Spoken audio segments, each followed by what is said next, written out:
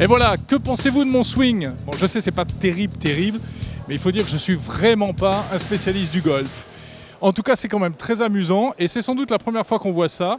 Un jeu vidéo consacré au golf, mais en immersion en réalité virtuelle, grâce à ce masque Oculus Rift qui nous plonge à l'intérieur en plus d'un univers totalement improbable, puisque là je viens de taper quelques balles en plein espace au milieu des météorites.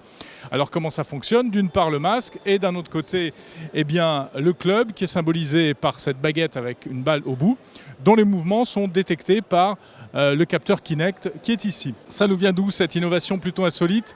Eh bien en tout cas c'est à Paris, au concours Lépine, vous savez le concours des inventeurs à la foire de Paris, qu'est présenté ce dispositif, et en réalité ça va bien au-delà de l'aspect masque, réalité virtuelle et jeux vidéo, puisque c'est un inventeur de Haute-Savoie qui a eu l'idée de créer une machine à golfer.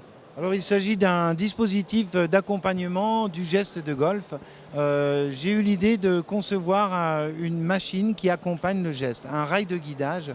Quand on apprend le golf, on nous dit toujours de s'imaginer un cercle imaginaire dans l'espace pour reproduire le bon geste de golf. L'idée, c'était de matérialiser ce cercle imaginaire de manière à en faire un rail de guidage qui nous serve d'accompagnement pour guider le geste, en visant surtout au départ d'accompagner le geste pour les personnes handicapées. Dans le monde du handisport, il y a un intérêt, l'idée c'est d'acquérir la mémoire musculaire du geste, d'avoir le geste réflexe, qui plus est le geste parfait, puisque le rail a été enregistré sur un professionnel de golf. On a enregistré ses coordonnées numériques dans l'espace de son swing de golf parfait, pour ensuite le matérialiser, en faire un rail de guidage.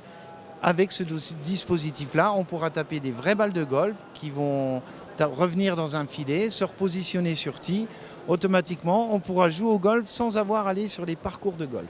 Au-delà de ce dispositif, cet outil pédagogique qui sert à l'apprentissage du golf en lui-même, j'ai voulu rendre le côté plus ludique à ce sport, de manière à pouvoir le rendre plus populaire, plus démocratique, à emmener ce dispositif en ville, dans des parcs d'attractions qu'on peut imaginer sur des aires d'autoroute, des bateaux de croisière, où là, on n'a plus besoin de se déplacer sur les parcours. Et toute personne qui n'a jamais pratiqué le golf peut découvrir, pratiquer en immersion virtuelle. L'idée, c'était de pouvoir choisir l'environnement en visant des cibles dans des environnements improbables.